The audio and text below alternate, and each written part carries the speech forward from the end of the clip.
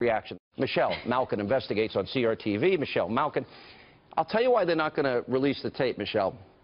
Because, Ted asked the first question. I give the answer, and he goes, none of that is going to air.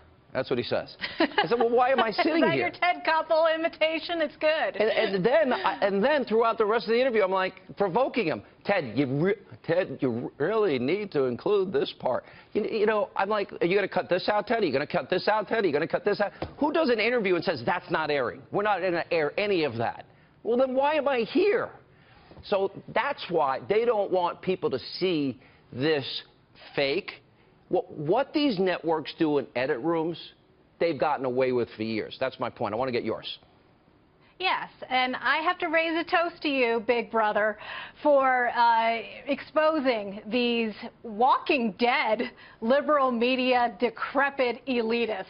I think it was definitely worth your time to do this interview because although they played just one little sliver, look at what you've been able to expose. And I think that has them running scared. I would love to see the Twitter hashtag release the Hannity tape.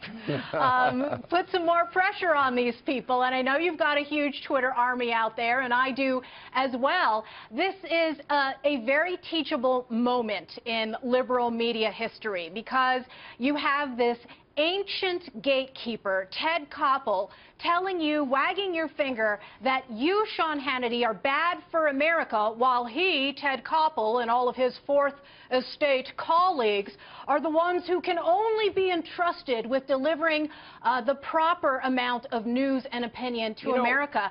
We're the ones who support diversity, true diversity in the media marketplace. These people are the enemies of diversity of thought. These people are the enemies of true transparency and a vibrant marketplace in the media. Shame on them. Because they had a monopoly all these years. And by the way, this is not personal between Ted Koppel. I actually did it because I loved when he was covering on Nightline, America Held Hostage for 444 days. I don't think I missed an episode because I thought it was really imperative, important work. And then when those hostages were released, it was such a good moment for our country. And so it's not personal. The thing is, there's a level of sanctimony here that it reminds me of Obama clinging to God, guns, religion. It reminds me of irredeemable deplorables, that the American people are not smart enough to ascertain what is opinion and what is news. I don't think most Americans doubt that I am a conservative. I think I make it clear on a nightly basis. Is there any shock there? Of course not. The other thing, of course, that you've done, though, is expose the double standards, because here you are asking them to release the full interview so that people can judge the totality of the interview and the substance of what you said. These are the same media types who, if conservative, investigative, independent journalists use their tactics, use their techniques that they are supposedly time-honored and entrusted to be able to use in telling a story.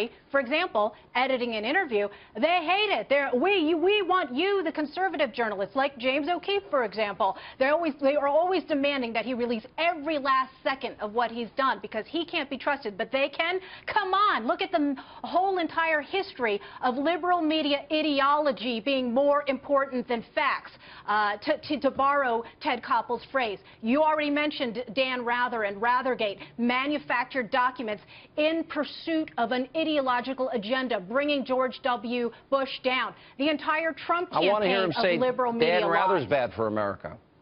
You think those words ever come flying out of his mouth? I doubt it. All right, thank you.